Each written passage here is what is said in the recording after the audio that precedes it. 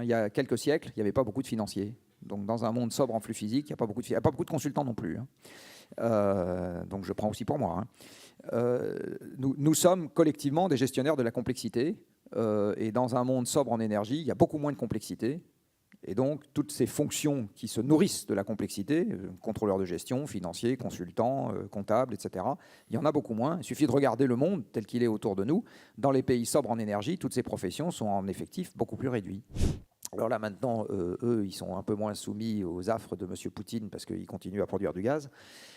Mais ils sont allés assez vite là-dessus avec une taxe sur la production électrique. Donc le système de quotas, c'est pas idiot, mais il faut absolument le doubler d'un système de prix, parce que sinon, encore une fois, ça ne dit pas aux industriels quelle est la pénalité à ne pas respecter la quantité, et il faut absolument qu'ils aient cette indication. On aura sans doute l'occasion, Jean-Marc Jancovici, d'aborder ces sujets un peu sociétaux. Alors tout le monde vous connaît, on ne vous présente plus, mais je vais quand même vous présenter. Vous êtes ingénieur de formation, vous êtes passé par Polytechnique, par Télécom Paris. Vous vous êtes tourné très vite vers le conseil en énergie et en climat. Nos convives vous connaissent depuis des années, notamment comme fondateur de Carbone 4, une société qui accompagne, je cite, la transformation des organisations vers la décarbonation et l'adaptation au changement climatique. Vous êtes aussi fondateur et président du groupe de réflexion The Shift Project, membre du Haut Conseil pour le climat, enseignant, mais aussi chroniqueur sur RTL et auteur de bande dessinée, puisque vous avez co-signé il y a un an avec Christophe Blain Un monde sans fin, FIN, énorme succès de librairie, 600 000 exemplaires, dit-on. Bref, vous êtes devenu une star, un nom, Janco, et dans cet agenda de ministre ou de ministrable, nous sommes très heureux de vous accueillir ce soir pour évoquer ces sujets. 2022, ça a été l'année où peut-être nous avons tous touché plus que jamais auparavant la réalité du changement climatique. Et puis c'est aussi une année qui est marquée par la guerre en Ukraine et qui nous amène tous à nous interroger sur notre politique énergétique et le mix énergétique de nos économies et nos sociétés dans les années à venir. Et moi, ce qui m'intéresserait, c'est de savoir comment vous jugez notre réaction, notre réponse aujourd'hui à ces défis. Qui est nous? Les politiques, les citoyens, Pas la vous. France, l'Europe, le monde. Pas les financiers. Les financiers aussi, bien sûr. Enfin, je sais pas, on va peut-être parler des financiers dans cette salle, non? On centrera un peu plus sur les financiers, oui. Ensuite. Les politiques nous ressemblent. Les politiques dans un pays, enfin dans une démocratie en tout cas, c'est un très bon reflet de l'opinion avec 3 ans de retard, de manière structurelle. Donc les politiques, ils ne sont pas plus courageux que nous, ils n'ont pas de raison de l'être. Voilà. Donc comment est-ce qu'on réagit? On ne réagit pas à la bonne vitesse, mais ça tout le monde le sait déjà. Je vais rappeler un chiffre, je vais rappeler 2 chiffres. Le premier, c'est que le CO2 étant une molécule chimiquement inerte tant qu'elle est dans l'atmosphère, ça c'est de la chimie, on ne peut rien y faire, il faut attendre plus de 10 000 ans après arrêt des émissions pour que le surplus de CO2 qu'on a créé dans l'atmosphère s'évacue. Plus de 10 000 ans. En fait, dans 10 000 ans, entre 10 et 20% du surplus de CO2 qu'on a créé sera toujours là, après arrêt des émissions. Et ça, c'est irrémédiable, c'est de la chimie. Si on veut éviter un réchauffement supérieur à 1,5 degré en 2100, il nous reste à émettre à peu près un quart de ce que nous avons déjà émis sur le dernier siècle. Donc sur les 80 ans qui viennent, il nous resterait à émettre un quart de ce qu'on a émis sur le dernier siècle, avec une population en moyenne 3 fois plus nombreuse, enfin 2,5 fois plus nombreuse. Ce qui veut dire qu'un bébé qui naît aujourd'hui, il a le droit, dans un monde qui ne dépasserait pas 1,5 degré en 2100, il a le droit au 10e des émissions que ses grands-parents qui meurent aujourd'hui ont eu pendant leur vie. Au 10e. Sachant que le 10e des émissions d'un terrien ordinaire, c'est plutôt le 50e des émissions d'un convive ordinaire à ce dîner. Et moins inclus. Et donc, pour tenir ce budget-là, il faudrait que les émissions planétaires commencent à baisser demain de 7 à 8% par an. Sachant que les ingénieurs ne feront pas les miracles que vous attendez d'eux sur l'efficacité carbone de l'économie, ça veut dire qu'il faudrait organiser dans le monde une récession de 6 à 7% par an à partir de demain matin, tous les ans. Voilà, je ne suis pas sûr qu'il y ait beaucoup de candidats dans la salle. Donc, il n'y a pas beaucoup de candidats chez les politiques. Puis, aussi bête que ça. Voilà, c'est comme ça que ça se passe. Qu'est-ce que ça veut dire cette histoire? Ça veut dire que les 1,5 degrés, on va se les manger dans les 20 ans qui viennent, de façon absolue. Donc ne faites pas de stratégie 1,5 degrés si vous êtes encore en poste dans les 20 ans qui viennent, voilà, parce que sinon il va vous arriver des ennuis. Et n'en faites pas non plus si vous pensez que vos enfants pourraient vous demander des comptes dans les 20 ans qui viennent, parce que on va se les manger de toute façon, sauf scénario Don't Look Up, guerre thermonucléaire ou pandémie, enfin un peu plus sérieuse que le Covid. Il faut, encore une fois, même avec des émissions qui baisseraient de 7% par an demain matin, on prend quand même 1,5 degré. Et pour les 2 degrés, il faut se contenter, entre guillemets, d'une baisse de 5% par an demain matin, tous les ans. Donc non, on ne fait pas ce qu'il faut pour limiter le réchauffement climatique, et on ne fait pas ce qu'il faut tout simplement parce que la contrepartie qu'il faudrait qu'on accepte, c'est-à-dire une contraction à partir de maintenant structurelle de notre consommation matérielle, je dis bien une contraction structurelle, bah pour le moment, la population n'a pas envie de s'y résoudre, et les dirigeants encore moins que les autres, pour une raison assez simple, c'est que le pouvoir et l'argent donnent l'illusion de la protection contre l'adversité. Donc, j'ai envie de dire, les gens qui sont dans cette salle, encore moins que les autres, à cause de cet élément extrêmement normal, animal presque, hein, qui est que, encore une fois, le pouvoir et l'argent protègent de l'adversité. C'est pas très engageant tout ça quand même. Alors si on vous m'avez demandé de dire ce que je pensais, donc je vous dis ce que je pense. Y a-t-il une autre alternative à organiser une récession carabinée dans les 20 ans qui viennent? Non. Non. Enfin, si vous voulez qu'on maintienne le réchauffement sous les 1,5 ou 2 degrés, non. Alors la bonne nouvelle, c'est qu'on l'aura quand même pour partie. Il faut quand même rappeler que le moteur de la civilisation industrielle, c'est les combustibles fossiles, que l'idée qu'on puisse conserver une civilisation industrielle sans combustibles fossiles, c'est une chimère. Sur les 2 derniers siècles, nous sommes sortis des énergies fossiles. Je vous rappelle que les énergies renouvelables, c'est les énergies avec lesquelles l'humanité a vécu en permanence jusqu'à il y a 2 siècles. Ça marche très bien. La preuve, on est dans cette salle. Donc c'est parfaitement compatible avec le fait qu'il y ait des êtres humains sur Terre. Par contre, qu'on aille dans un monde 100% renouvelable en conservant des avions 40 mètres carrés chauffés par personne, des palaces, des motos, des chaussures en solde au Black Friday, etc., pas une seconde. Voilà. Donc ça ne marchera pas. Et 1, on a du mal à le comprendre. 2, on a du mal à l'accepter. 3, il n'y a aucun plan qui est prêt pour ça. C'est-à-dire que la quasi-totalité du monde économique se postule, du reste tous les modèles que vous utilisez en macroéconomie, ils continuent à postuler la croissance à l'avenir, quoi qu'il soit passé dans le passé. Donc on utilise une boîte à outils qui n'est absolument pas adaptée à ce cadre de réflexion. Et aujourd'hui, non, on n'est pas prêt. Je ne vous dis même pas que je suis prêt, je dis collectivement, on n'est pas prêt. Voilà, c'est un fait. Vous avez parlé d'une renouvelable sans aller jusqu'au 100% renouvelable. On sait que vous êtes plutôt pro-nucléaire. Enfin, en tout cas, c'est une énergie à avoir dans son mix. Est-ce qu'on a on a annoncé des plans cette année? On s'est un peu réveillé sur ce sujet-là. Est-ce qu'on a les moyens vraiment d'y aller quand on regarde les finances d'EDF? Alors, la différence entre le renouvelable et le nucléaire, c'est que les barrières ne sont pas au même endroit. En ce qui concerne les énergies renouvelables, les barrières sont physiques. Les énergies renouvelables sont globalement des énergies qui sont diffuses et peu denses, et nous vivons dans une civilisation de la puissance. C'est-à-dire qu'aujourd'hui, nous avons besoin, pour faire fonctionner les grosses machines qui fonctionnent pour nous, parce que tous autant que nous sommes dans cette salle, nous sommes les enfants des laminoirs, des vapocraqueurs et des raffineries, même les gens qui font de la finance. Les gens qui font de la finance, s'il n'y avait pas les flux physiques sous-jacents, vous ne feriez pas de finance. Dans un monde, pour qu'il y ait de la finance, il faut que le monde ait énormément de flux physiques. Il y a quelques siècles, il n'y avait pas beaucoup de financiers. Donc dans un monde sobre en flux physique, il n'y a pas beaucoup de consultants non plus. Donc je prends aussi pour moi. Nous sommes collectivement des gestionnaires de la complexité. Et dans un monde sobre en énergie, il y a beaucoup moins de complexité. Et donc toutes ces fonctions qui se nourrissent de la complexité, contrôleurs de gestion, financiers, consultants, comptables, etc., il y en a beaucoup moins. Il suffit de regarder le monde tel qu'il est autour de nous. Dans les pays sobres en énergie, toutes ces professions sont en effectif beaucoup plus réduits. C'est un constat assez facile à faire. Bon. Donc, tiens, c'est pas très compliqué.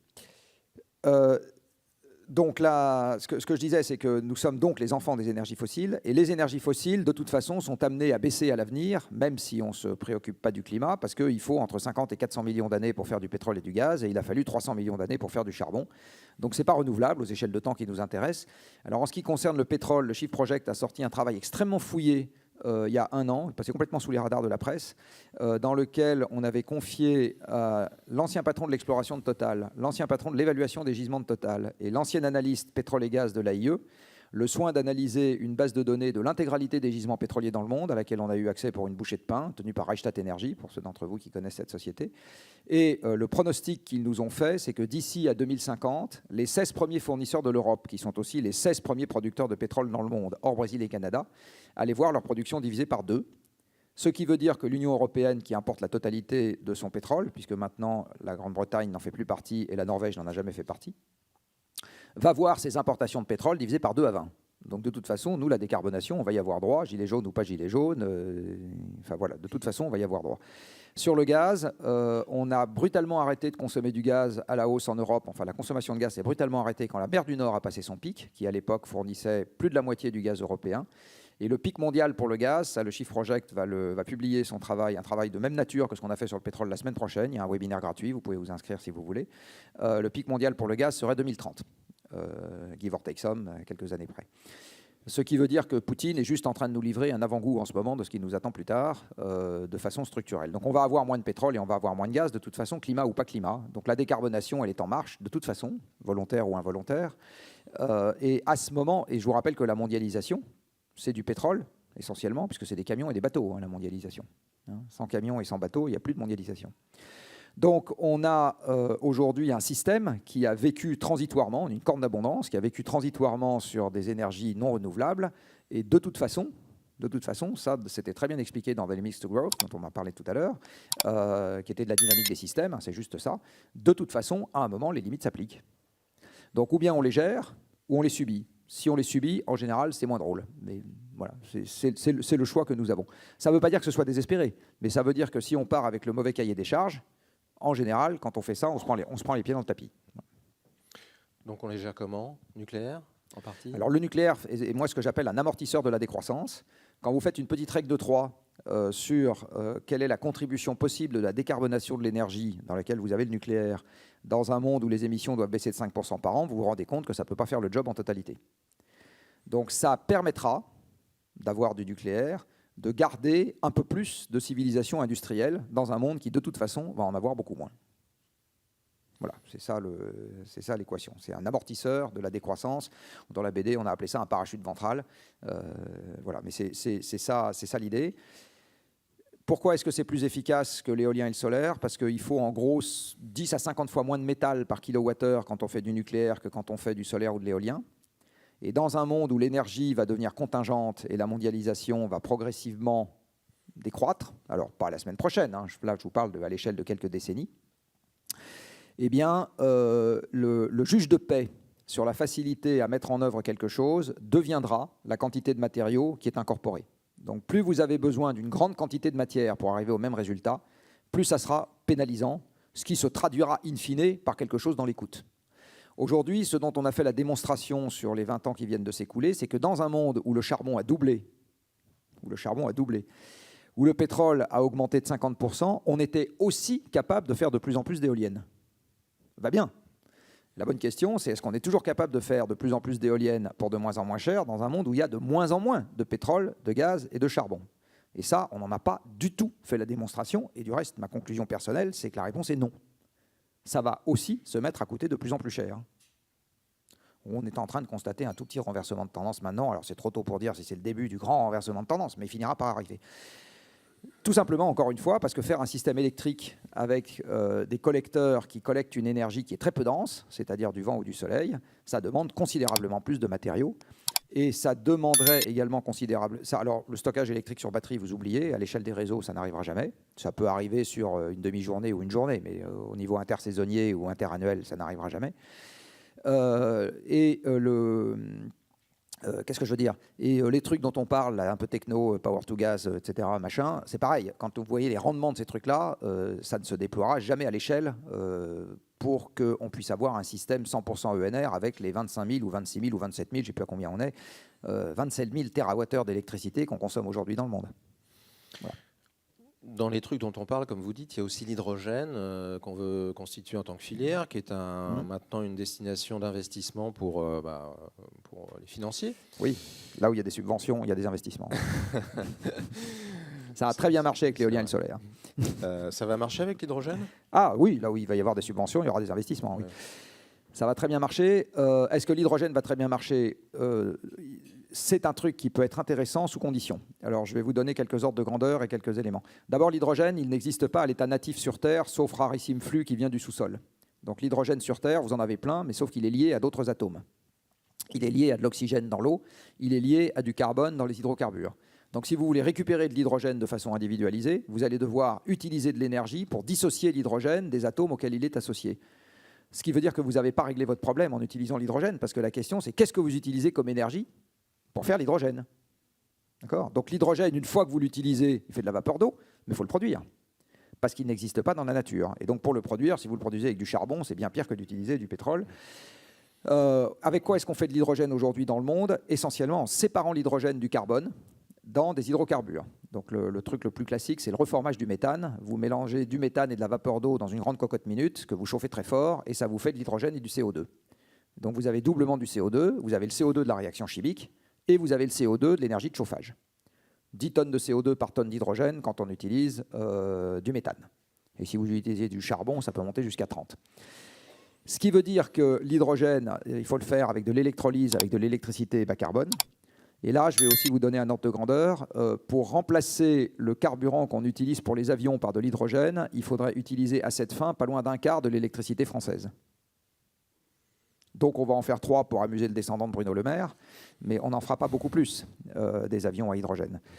Pour remplacer un haut fourneau qui utilise du charbon pour faire de la réduction directe à l'hydrogène du minerai de fer, ce qui ça est un truc qu'on préconise au Shift Project. Donc le premier hydrogène qu'on fait, il doit aller là. Surtout pas dans les transports. Le transport, il faut faire des vélos électriques. Par contre, j'ai adoré la finance durable avec un Range Rover et une Porsche garée devant l'entrée. Mais donc, en fait, l'hydrogène, il ne faut surtout pas s'en servir dans les transports parce que le rendement est bien plus mauvais que celui de l'électricité. Donc, il ne faut pas faire. Par contre, il faut s'en servir dans l'industrie pour faire un peu d'acier décarboné et un peu d'engrais décarboné. Voilà, c'est là qu'il faut s'en servir. Mais retenez quand même que pour remplacer un haut fourneau, il faut un réacteur nucléaire pour produire l'hydrogène. D'accord ? Donc on n'est pas en train de parler de 3 éoliennes qui vont suffire. Hein. On est vraiment en train de parler de quelque chose qui est massif. Donc oui, on peut en faire. Il se trouve que cet après-midi, j'étais avec des gens de RTE. Voilà, et ils sont en train de se gratter la tête pour savoir comment est-ce qu'on va faire pour avoir à la fois la puissance et les réseaux pour les projets hydrogène qui ont été annoncés par le gouvernement. Ne serait-ce que les procédures de concertation préalable pour faire la ligne à 400 kV qui va aller jusqu'à l'électrolyseur, il y en a pour 3 ou 4 ans. Donc, voilà, donc il faut bien voir encore une fois que ce n'est pas quelque chose, si l'approvisionnement en pétrole doit diminuer de 3 à 4% par an dans les années qui viennent, ce n'est pas l'hydrogène qui va compenser ça en totalité, loin s'en faut. Bien, vous avez évoqué la quantité de matériaux dans ces différents moyens de production. On a redécouvert cette année la dépendance stratégique aux producteurs d'hydrocarbures. Est-ce qu'en promouvant l'électricité, on n'est tout simplement pas en train de changer vers une dépendance à l'égard des producteurs de métaux rares? Bien sûr. Alors, pas tellement de métaux rares, mais plutôt de métaux ordinaires. Il faut savoir que la France, en fait, n'a aucune indépendance, ni matière, ni énergétique, en première approximation. En ce qui concerne l'énergie, nous importons la totalité de nos hydrocarbures, sauf 1% de notre pétrole, sous le bassin parisien. Pour ceux d'entre vous qui sont déjà allés dans la forêt de Fontainebleau, il y a quelques puits de pétrole qui s'y baladent. Nous importons la totalité de nos métaux, puisqu'il n'y a quasiment plus une mine métallique en France. Donc qu'il s'agisse de faire des réseaux électriques, des réacteurs nucléaires, des éoliennes ou des panneaux solaires, de toute façon, on importe. Il n'y a pas que l'uranium qu'on importe. On importe tout. On importe absolument tout. Et en passant du reste du nucléaire au renouvelable, on importera beaucoup plus de métal, globalement.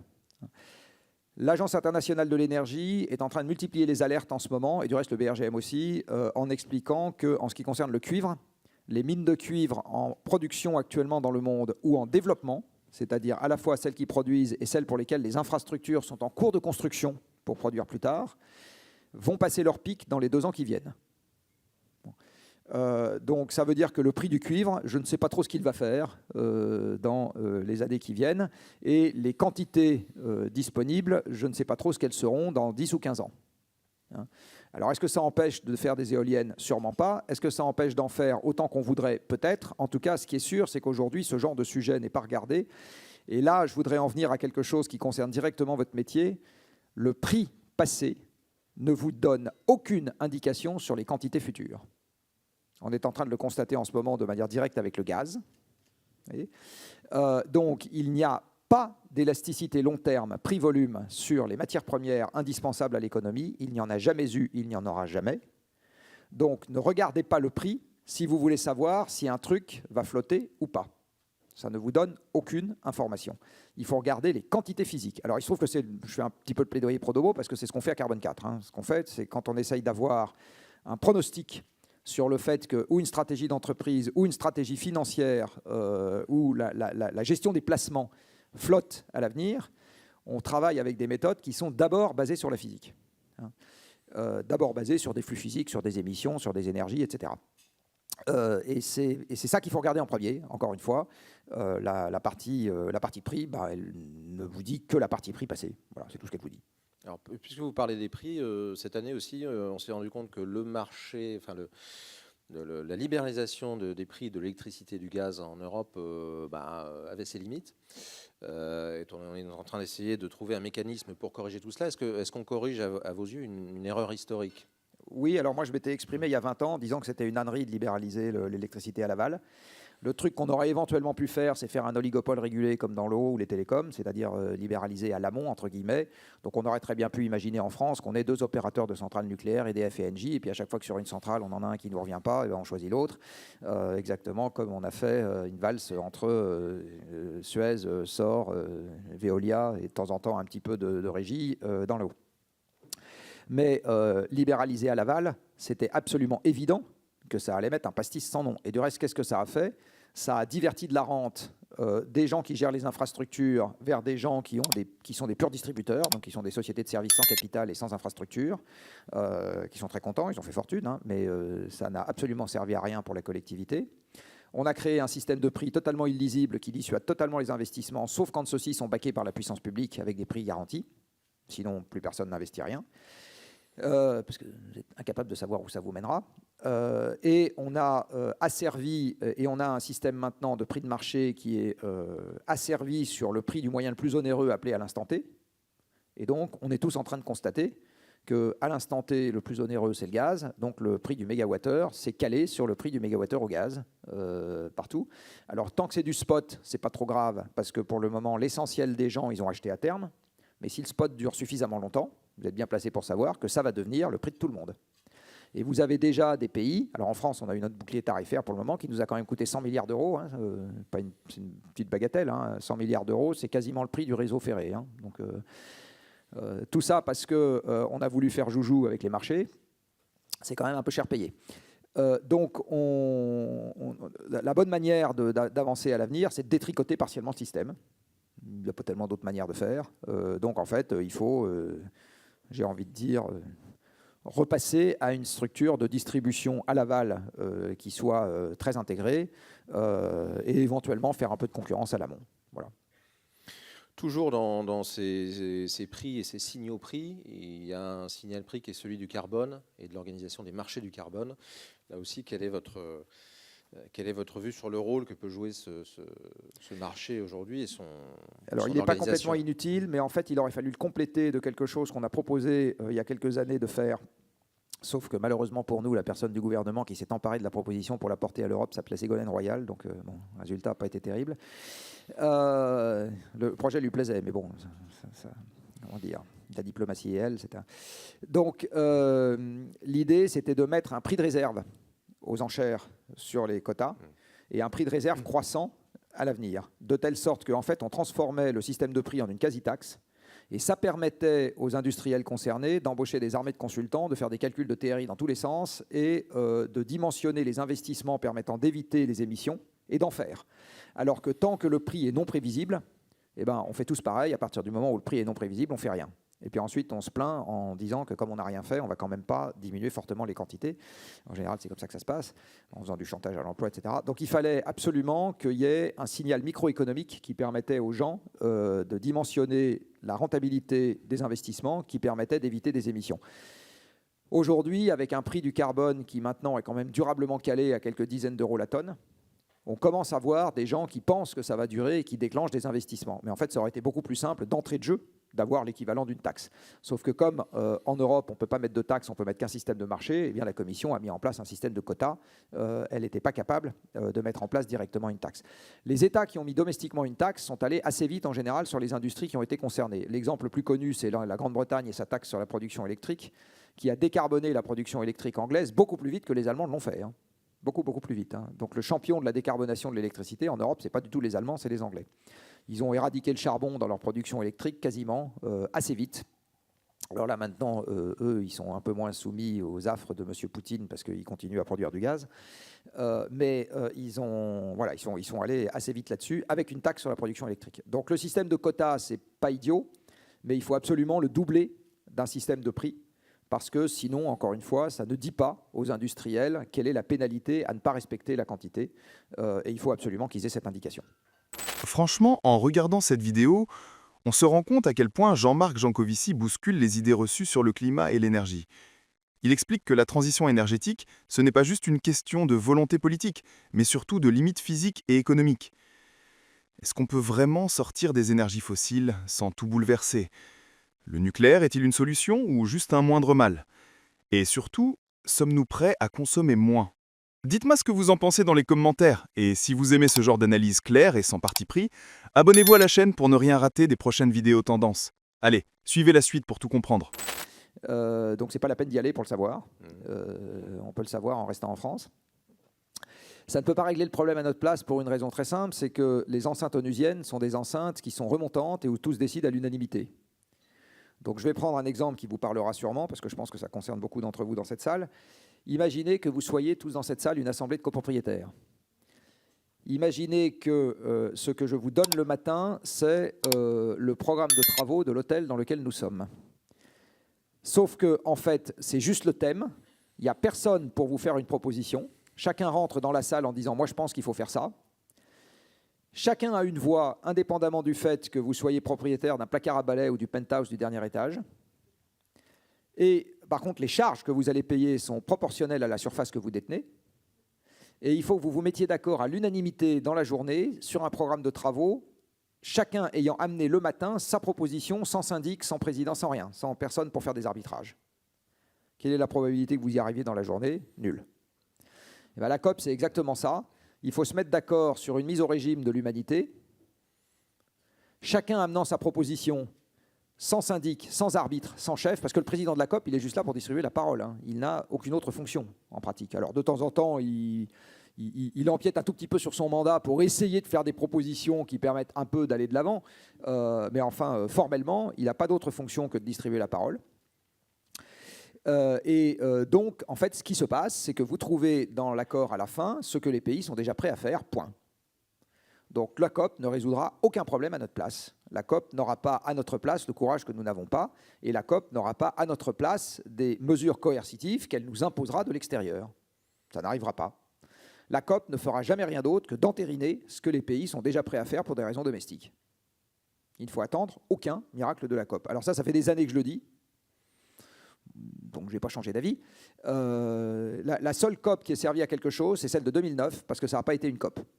À Copenhague, en 2009, vous avez eu une OPA du G20 sur les Nations Unies, parce que cette année-là, les négociations avaient tellement patouillé que dans la nuit du jeudi au vendredi de la deuxième semaine, je me rappelle très bien parce que j'y étais, vous avez un certain nombre, une vingtaine de chefs d'État qui se sont réunis dans une petite pièce et qui ont dit, bon allez, on va se mettre d'accord sur quelque chose, et qui ont sorti un truc en 12 bullet points en disant, voilà sur quoi on est d'accord. Et les 2 degrés datent de cette année-là.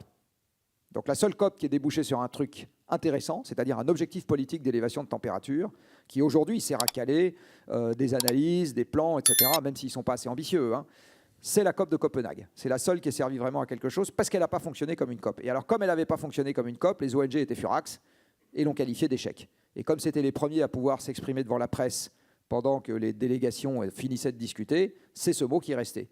Donc en fait, l'échec, ça a été l'échec du processus onusien, mais ça a été le succès d'un résultat qu'on pouvait enfin exploiter. Voilà. Mais grâce à M. Jadot, dont je me rappelle qu'il parlait devant les caméras de télé à l'époque et consorts, on a retenu ce mot d'échec et ça a donné un grand coup de frein à l'action, ce qui est vraiment dommage parce qu'encore une fois, c'est la seule fois où il s'est passé quelque chose. Mais parce que ça n'était pas une COP. Et toutes les COP qui seront des COP, il n'en sortira rien. Alors sortons de la COP. Vous êtes malgré tout sceptique sur les objectifs net zéro, les stratégies net zéro des grandes entreprises. Pourquoi ?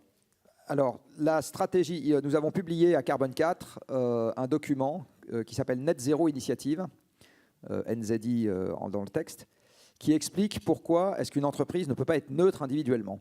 Qu'est-ce que ça voudrait dire qu'une entreprise soit neutre ? Ça voudrait dire, en fait, qu'elle ait été capable, dans un monde globalement inchangé, de s'extraire toute seule du problème climatique.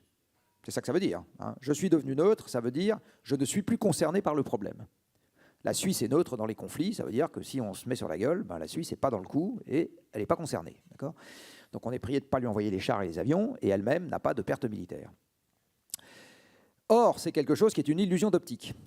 Si je prends cet hôtel, par exemple, ici, imaginons qu'ils disent « je vais devenir neutre ». Alors qu'est-ce qu'il fait ? Il compte ses émissions, idéalement sur le périmètre le plus restreint possible, et il achète des crédits et il dit « ça y est, je suis neutre ».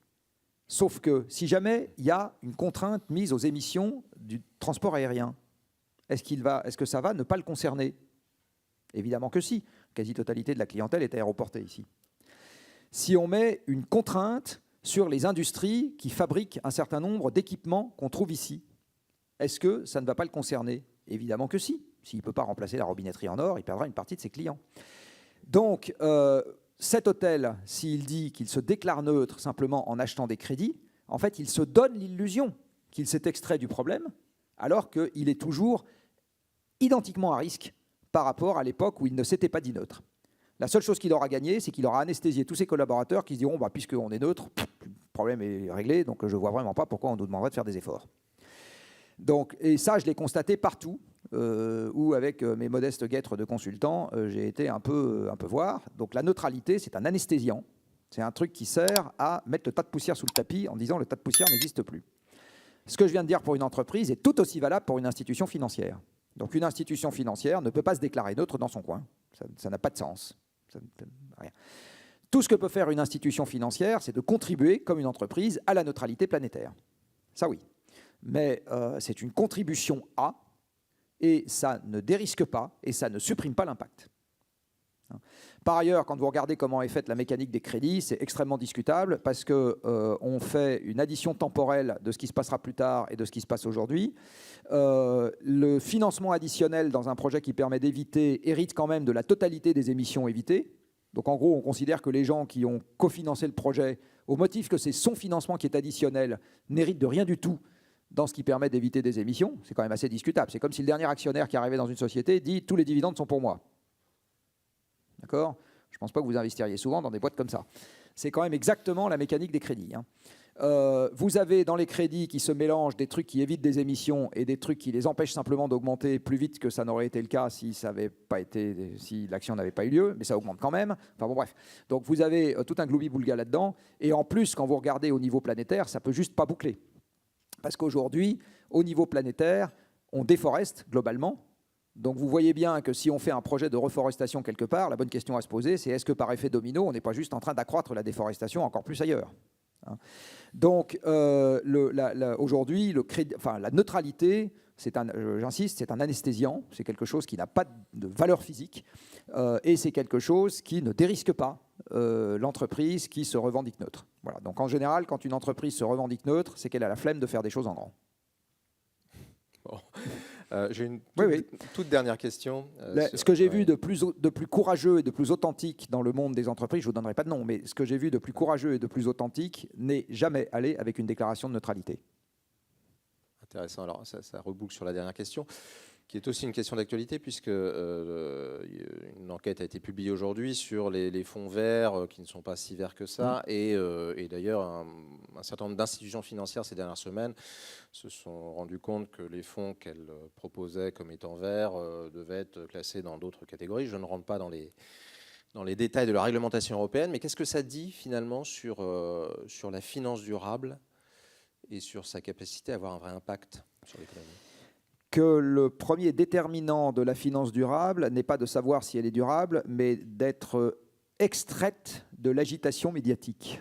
Voilà, c'est ça le premier terme du cahier des charges. Dit autrement, quand on veut faire un fonds durable, la première question qu'on se pose, c'est pas est-ce que mon fonds résiste dans un monde où les émissions baissent de 5% par an ? Or, c'est ça, un fonds durable. D'accord ? Je vous ai dit, un monde durable, c'est un monde qui jugule le changement climatique, et un monde qui jugule le changement climatique est un monde où les émissions baissent de 5% par an. Donc un investissement durable, une société durable, c'est une société qui flotte toujours dans un monde où les émissions baissent de 5% par an. On est d'accord ? Physiquement, c'est ça qui doit se passer. Est-ce que c'est comme ça que le problème est pris ? Absolument pas. Le problème est pris comme je vais dire que c'est durable pour que les activistes me foutent la paix et que les clients continuent d'acheter en n'ayant pas l'impression qu'ils contribuent au malheur du monde. Voilà, c'est ça, un fonds durable. Bah, évidemment que quand c'est ça, le cahier des charges d'un fonds durable, de temps en temps, on se fait rattraper par la patrouille. C'est pas très étonnant. Alors la patrouille, là, ça a été un article du Monde.